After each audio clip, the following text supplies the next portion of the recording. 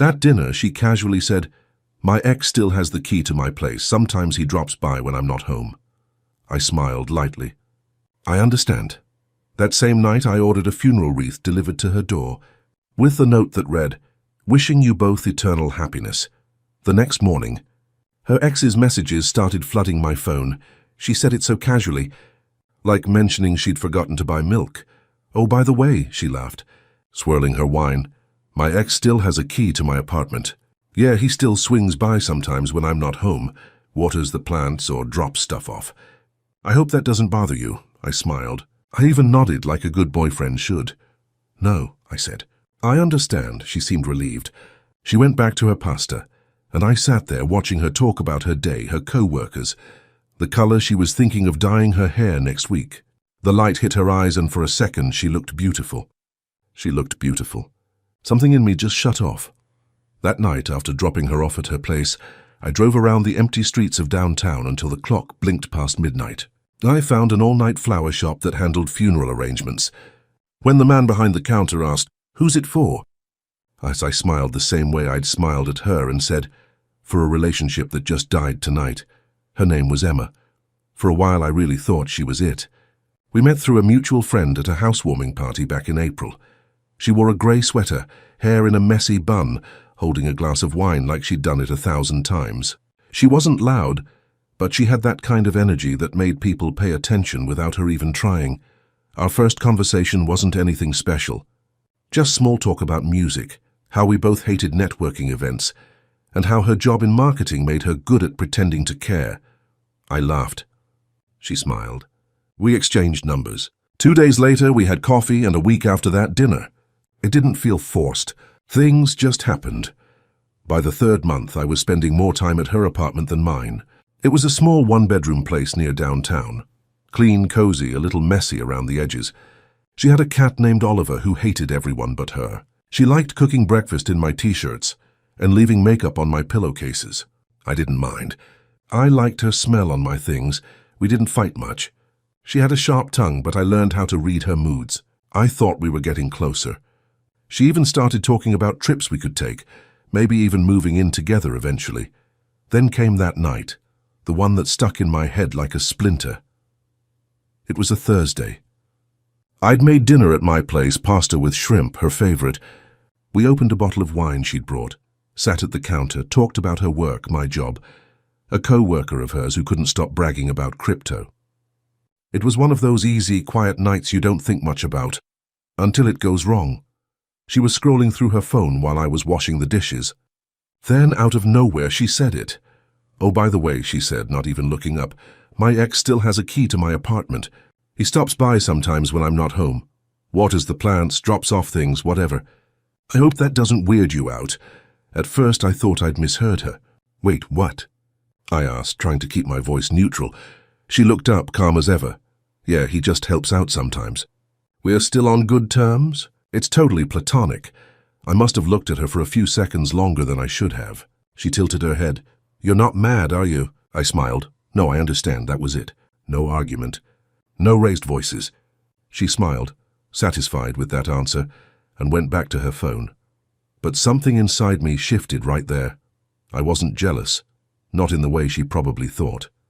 I didn't imagine them sleeping together, didn't picture her sneaking around. It was simpler than that. It was about boundaries, about respect, about what she thought of me. She'd said it so casually because she thought it didn't matter, because she assumed I'd just nod and let it slide. That's what really got me, that she didn't even think it was worth hiding. We finished dinner. We watched a movie. She fell asleep on my couch halfway through, and I carried her to bed like always. From the outside, it looked like every other night, but lying next to her, I felt like something had cracked open inside me. The next morning, she left early for work. She kissed me goodbye, said, "Text me later," and smiled like nothing had happened. I stood by the window, watched her drive away, and realized she'd left a piece of herself behind in my head.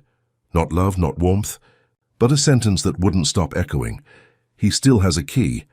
For the next few days, I tried to shake it off. I told myself I was overreacting, that maybe it really was nothing. People stay friends with their exes, right? But every time I thought about it, something in me tightened. I didn't text her much that weekend. I needed space, or at least that's what I told myself. She texted me on Saturday. "Hey stranger, are you alive?" I replied, "Yeah, just catching up on work." She sent back a heart emoji. That was it. No questions, no concern. It felt strange how easy she accepted the distance. Like she didn't even notice the air had changed between us. On Sunday, I sat at my desk, scrolling through my phone, and realized I didn't want to confront her. What would I even say? "Hey, maybe it's not cool that your ex still has access to your apartment." She'd just laugh it off. Maybe call me insecure. She was good at making things sound smaller than they were. So instead of talking, I started thinking. Thinking turned into planning. I've never been a man who shouts or breaks things. I don't throw scenes or make public messes. When something bothers me, I go quiet. I let it sit, and I find my own way to deal with it. That night I drove past her building. The lights were on in her living room. I saw her silhouette through the window, moving around, talking on the phone. I wondered if it was him, maybe not, but the thought alone was enough. Somewhere between anger and amusement, I decided I wanted to send a message, not a text, not a call, but something she couldn't ignore. Something she'd remember. The next day I left work early and drove to a florist, a quiet shop near a cemetery. They specialized in funeral arrangements. The kind of place people don't walk into unless they have to. A middle-aged man in a vest greeted me with a polite, tired smile. "Who are we remembering today?" he asked. I looked around at all the wreaths and white lilies, roses, chrysanthemums, peaceful, beautiful in a cold kind of way. "Something like that," I said. "I need a funeral wreath. Big, elegant, maybe with white roses." He nodded, started writing things down. "Name of the deceased?" I smiled. "Just write Emma and Daniel." He paused, pen mid-air. "You sure?" "Yeah," I said. "And on the card write, 'Wishing you eternal happiness together.'" He didn't ask any more questions. He just took the payment and told me it'd be delivered the next morning. Driving home, I felt oddly calm. Not satisfied, just steady, like everything was finally in its place. I didn't hate Emma, that's the part people don't get. I wasn't trying to destroy her. I just wanted her to see something clearly for once. How ridiculous, how careless that little confession had been. Maybe I wanted her to feel embarrassed. Maybe I wanted to remind her that actions have weight. That night she texted me again, "Hey, are we okay? You've been kind of distant." I stared at the screen for a while before typing back, "Yeah, just tired. Talk soon." It was true in a way. I was tired, just not of work. When I woke up the next morning, it was raining. The city looked washed out, grey. I stayed in bed longer than usual, half expecting a message from her, half hoping not to get one. Around 10, my phone buzzed, not from Emma, but from an unknown number. "Hi, this is from Garden Memorials. The wreath has been delivered." I read it twice, then put my phone face down. I imagined her face when she opened the door. The confusion, then the realization. Maybe she'd think I'd gone crazy. Maybe she'd laugh about it with her ex. I didn't really care. The point wasn't what she thought. It was that the message had been sent. As I made coffee, I realized my hands weren't shaking anymore. I hadn't felt that kind of calm in days. Whatever happened next, it was out of my hands now. Around noon that day, I got a call from a friend at work, so I forgot about everything for a while. I went through emails, grabbed lunch, tried to act normal. Then, sometime after 2, my phone buzzed again. The first thing I saw was a text from Emma. "What the hell did you send to my apartment?" I stared at the screen. For a second, I almost laughed. She'd gotten it. Before I could even type a response, another message popped up. "This isn't funny, Daniel." Then another. "You've humiliated me." I didn't reply. I put the phone down and let her words pile up on the screen like static. A few minutes later, someone else texted me, a number I didn't recognize. "Hey, you might want to know something." I live next to Emma. This morning was wild. I hesitated, then typed back, "Who is this?" "Name's Susan. I'm her neighbor. We've met once, I think." Anyway, a delivery guy showed up with this giant funeral wreath, like really big.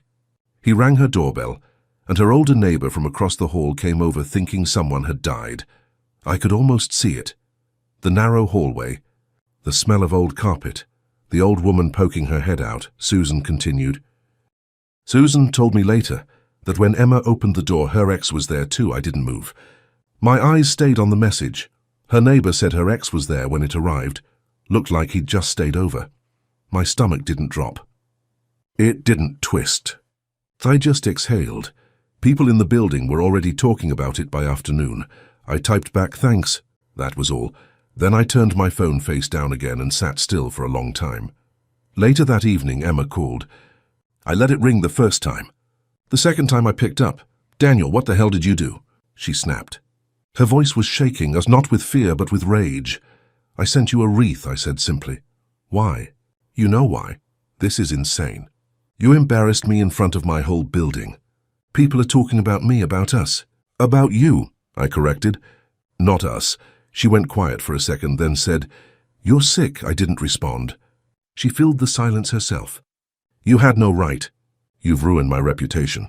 Everyone thinks I'm some kind of cheater, or aren't you?" I asked. My voice came out calm. "Too calm, maybe." She didn't answer right away. I could hear her breathing, fast and uneven. "I didn't do anything wrong," she said finally, like a kid defending herself. "He's just a friend." I almost smiled. "A friend who still has a key to your bed, apparently." "Daniel, please stop," she said, her tone breaking. "You don't understand. It's not what you think." "I think it's exactly what I think," I said. "And now so does everyone else." She started to cry then, not loud sobs, just soft, shaky breaths. For a second, I almost felt sorry for her. Almost. "Why would you do something so cruel?" she whispered. I thought about that for a moment before answering. "Because you didn't think twice when you said it.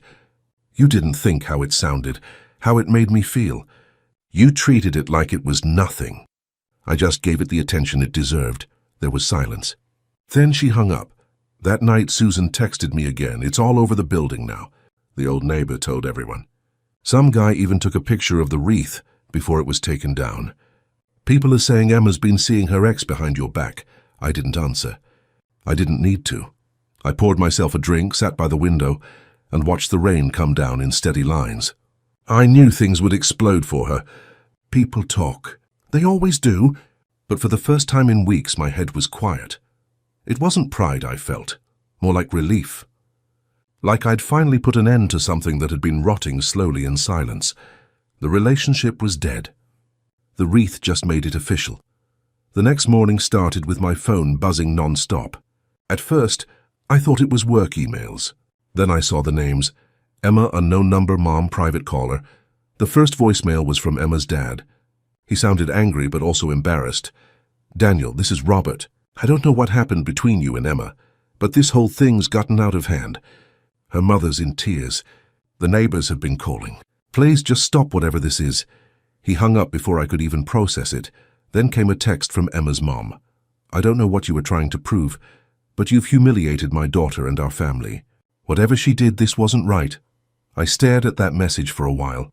There was something ironic about it, as if they thought I'd done all of this to hurt them. They didn't see the part where Emma lit the match herself. A few minutes later, Emma called again. I answered this time. She sounded like she hadn't slept. Her voice was rough. "Daniel, please," she said. "You have to help me fix this." "Fix what?" I asked. "They're saying things about me that aren't true. My parents know. My boss even heard about it. Someone posted a picture of the wreath online. Do you understand how bad this looks?" I took a deep breath. "Emma, the wreath didn't tell anyone what to think. It just showed up. People saw what they saw. The rest, they filled in themselves." "That's cruel," she whispered. "You could have just broken up with me." "Why make it public?" "Because you made it public the moment you told me about your ex like it was no big deal," I said. "You killed the relationship right there." The wreath was just the funeral notice. For a long time she didn't say anything. Then she said quietly, "I didn't mean to hurt you." "I know," I said. "But you did anyway," she sniffed. "So that's it? You ruin my name and walk away?"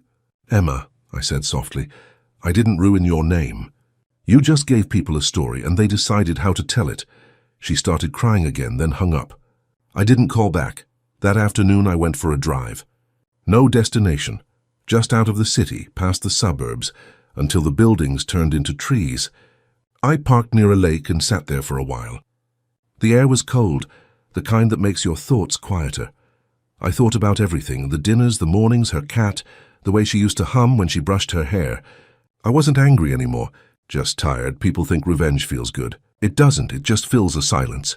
It gives you something to do with the emptiness that comes after disappointment.